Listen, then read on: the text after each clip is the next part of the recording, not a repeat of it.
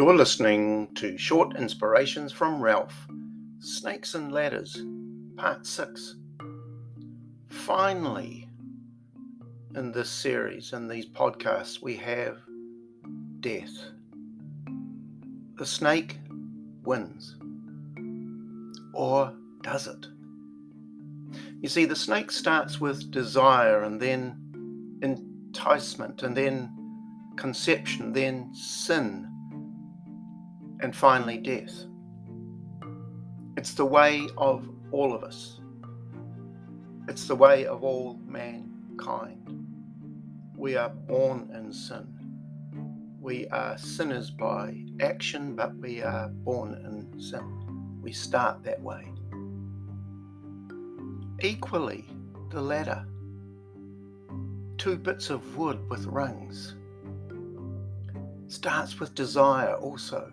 And my prayer for you is that there will come a desire for more, for God, for His Son Jesus, for this thing called life instead of death.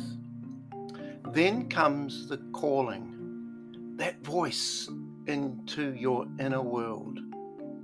It can happen any time in your life. I am here for you, it says, and there is much more for your life. Then comes revelation. It's a startling awareness of who God is, who Jesus is, and it can be overwhelming. Then comes this thing called righteousness instead of sin. What it really means is that the sacrifice of Jesus Christ is involved all the way here. The ladder may as well be a cross. This is because I can't make myself righteous. It's impossible. I can't do it. I can do many good things, but ultimately my sin-stained soul, the darkness in there, can only be made right, can only be washed, can only be cleansed by His blood and forgiveness, by Jesus Himself. And that's the beauty of this Christian message, because you don't have a whole lot of people going around saying, I'm good because of my own energy or efforts or actions. We have a group of people called Christ followers who are made righteous by Him. And that's the only fair way that it can happen. Otherwise, money could buy it, or education, or good deeds.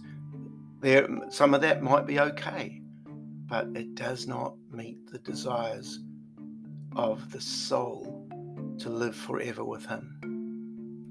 Look at this, Hebrews 9:27 and 28. Everyone has to die once, then face the consequences or the judgment. Verse 28, Christ's death was also a one-time event, but it was a sacrifice that took care of sins forever.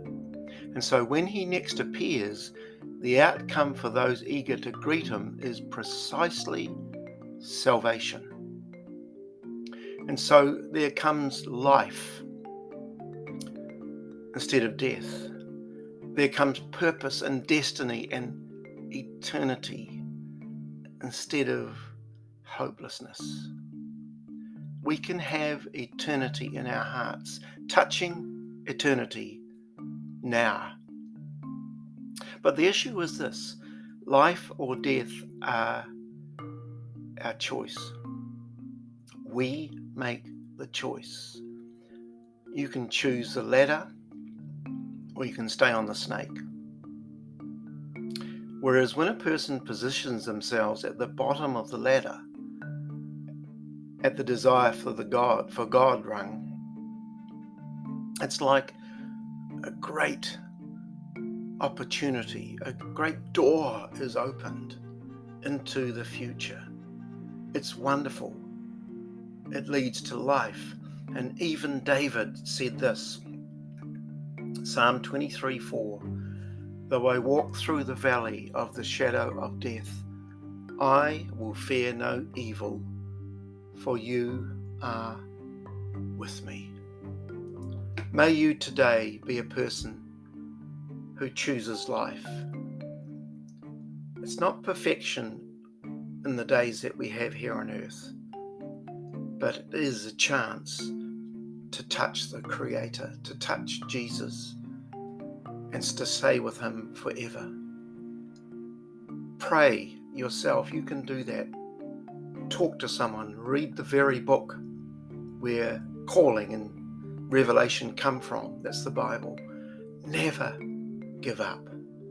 God bless you.